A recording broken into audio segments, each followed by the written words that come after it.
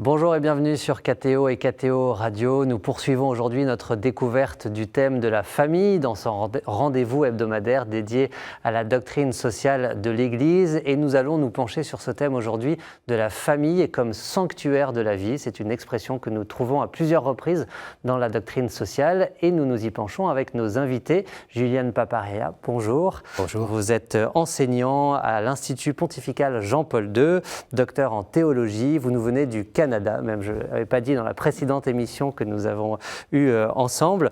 Et Sylvie Davio, bonjour. Bonjour. Vous êtes directrice de la Maison des familles d'Apprentis d'Auteuil à Marseille, conseillère conjugale et familiale. Et puis vous avez aussi accompagné la pastorale familiale du diocèse pendant de nombreuses années. Je voudrais qu'on commence, si vous voulez bien, par une citation tirée de Centesimus Annus au paragraphe 29. Il faut en revenir à considérer la famille comme le sanctuaire de la vie. En effet, elle est sacrée. Elle est le lieu où la vie, don de Dieu, peut être convenablement accueillie et protégée contre les nombreuses attaques auxquelles elle est exposée. Le lieu où elle peut se développer suivant les exigences d'une croissance humaine authentique. Juliane Paparella, quand l'Église parle de la famille comme sanctuaire de la vie, comment est-ce qu'il faut entendre cette expression ? Moi, j'y pense plutôt comme une fontaine qui jaillisse, qui déborde de la vie. Ce n'est pas un sanctuaire, je dirais, qui est censé comme renfermer la vie, non ? Mais c'est un lieu où déborde la vie pour toute la société. C'est aussi un lieu où on prend soin de la vie. Puisque je pense, l'idée d'un sanctuaire, c'est aussi, ça donne cette idée-là, non ? De pas seulement conserver, mais promouvoir, soutenir toutes les étapes de la vie, de la petite enfance et même avant, pendant la grossesse de la maman, porter les êtres humains avec amour, avec tendresse. Et je pense que ça, c'est l'un des rôles irremplaçables de chaque famille, non ? Le gouvernement ne peut pas remplacer ce rôle-là, ne peut pas donner ce soin, ce souci quotidien, chaque jour de toute la personne dans un cadre d'amour, bien sûr, marqué par différentes blessures, difficultés, mais qui porte, je dirais, comme une berceuse, toute la vie de chaque personne, de tout début jusqu'à la fin. Et l'Église parle aussi beaucoup d'ouverture à la vie. Sylvie, dans vos différentes expériences que j'évoquais, qui avaient accompagné des couples, ou dans la pastorale familiale, et aujourd'hui à la Maison des familles, comment est-ce que vous évoquez, comment est-ce que vous percevez cette invitation à l'ouverture à la vie faite aux familles ? Alors, c'est quelque chose d'important et de primordial pour les familles. En tous les cas, la Maison des familles, cette ouverture, même si elle n'est pas facile, parce que les familles qu'on accompagne sont des familles qui traversent des situations complexes, il y a vraiment un souhait de s'ouvrir à la vie, et de reconnaître la vie et d'accueillir la vie comme un don et d'en prendre soin, effectivement. Il y a vraiment ce prendre soin qui est important, et on voit des familles qui sont quand même dans des situations complexes être extrêmement créatives et inventives pour prendre soin, au-delà des difficultés, qu'elles soient économiques ou sociales ou familiales. Il y a une créativité qui est débordante. Et comment prendre soin de la vie, comment accueillir la vie quand justement on traverse des situations difficile, et je pose cette question parce que, et on le sait, l'Église, dans ses textes, parle par exemple de régulation naturelle des naissances, dit que le recours à l'avortement ne peut jamais être une bonne solution. Sur des sujets comme ça, qui sont délicats aujourd'hui, Juliane Paparella, comment faire entendre quand même de façon respectueuse, mais sans le nier non plus, ce message de l'Église sur l'ouverture à la vie ? Bien sûr, il y a, je pense, différents verbes qui sont soulignés, notamment par exemple chez Amoris Laetitia du pape François, des verbes comme accompagner, soutenir, être proche des familles. Je pense que c'est aussi très important de créer du lien entre les familles. Il ne suffit pas de simplement énoncer la doctrine aux familles. On le sait, ça ne sert pas, ça ne porte pas à la fécondité de l'Évangile dans leur vie. Il ne faut pas non plus chercher uniquement à ce que toute famille prennent une forme régulière, selon les normes du droit canonique, etc.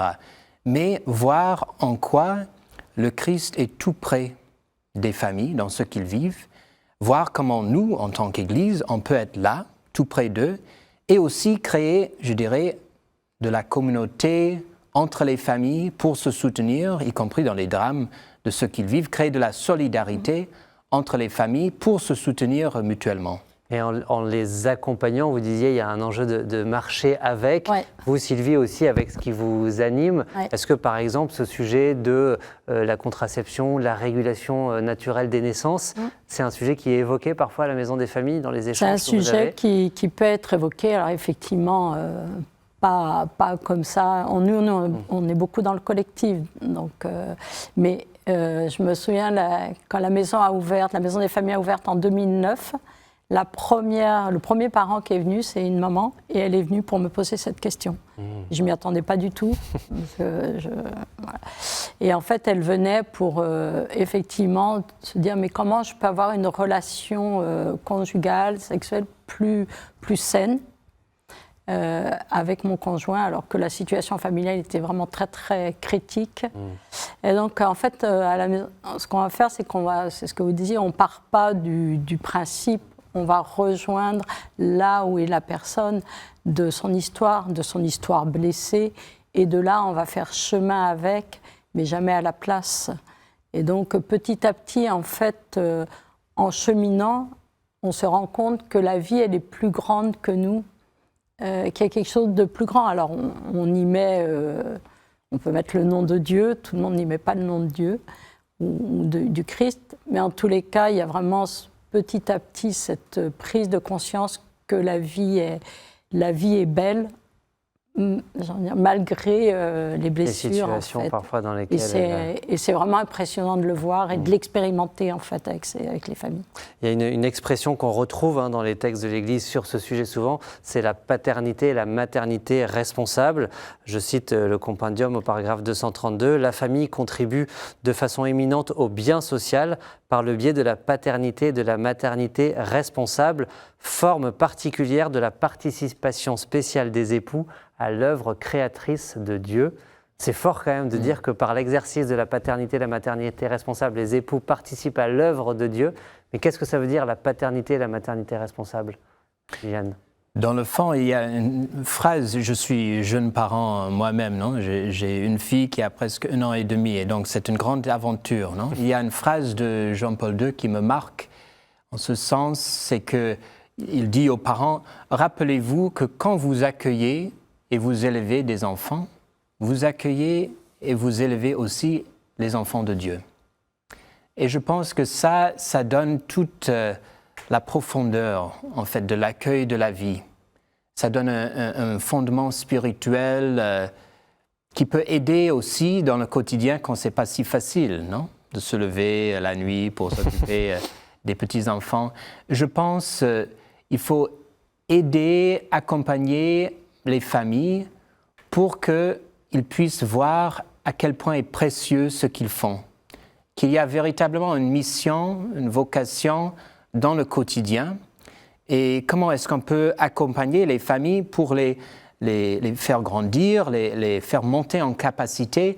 Nous, par exemple, à Jean-Paul II, on a établi tout récemment un nouveau parcours. C'est en anglais, c'est en ligne, donc c'est accessible à tous. Ça s'appelle « Cheminer avec les familles », piste pastorale pour l'accompagnement des familles. Donc, c'est quelque chose qui n'est pas forcément évident, même dans l'Église, dans nos paroisses, etc.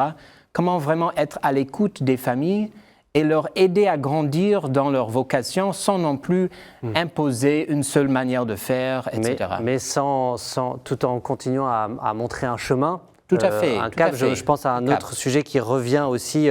L'Église, dans ses textes, parle beaucoup de la sexualité dans le mariage, de la complémentarité homme-femme. Rien que sur ce sujet, on est dans une société qui remet en question la complémentarité homme-femme. Sylvie, par exemple, vous, dans les discussions que vous avez avec des papas ou des mamans à la Maison des Familles, ce sujet, il est discuté aussi ?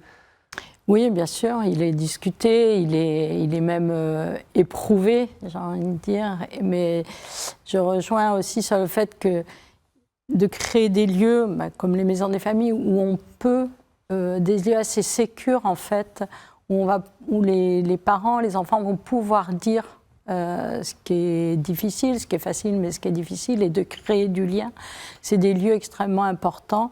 et qui ne sont pas suffisamment, enfin, il n'y en a pas assez pour permettre. Et du coup, ça va permettre, ces lieux-là vont permettre effectivement d'aller sur des sujets, comme par exemple, nous, ça a été un sujet sur le consentement, sur le fait qu'effectivement, on est là aussi avec des familles qui n'ont pas expérimenté que l'amour était toujours épanouissant. Ça peut même être complètement le contraire. Et pourtant, ce que ces parents veulent pour leurs enfants, c'est de l'amour beau, c'est le mariage, c'est la fidélité, et ils le disent. Et c'est ça qu'ils ont envie de transmettre à leurs enfants. Donc en fait, s'il y a des lieux où ils peuvent l'exprimer, où ils peuvent cheminer avec d'autres parents aussi, parce que ça c'est très important, et bien du coup ça va se construire. C'est une façon de les accompagner sur ce chemin. Juliane Paparella. Ils font eux-mêmes leur expérience en fait. Et aussi du coup petit à petit de garder un petit peu à l'horizon ce cap vers lequel l'Église, même si on n'est pas obligé de parler de l'Église en fonction des personnes que vous accompagnez, mais propose ce chemin, cette vision aussi de la beauté de la sexualité dans le mariage. Je pense qu'il faut articuler à la fois le cap et le chemin. C'est-à-dire, il n'y a pas que le cap et il n'y a pas que non plus le chemin. Et je pense que pour cheminer, ça aide évidemment, non, d'avoir un cap.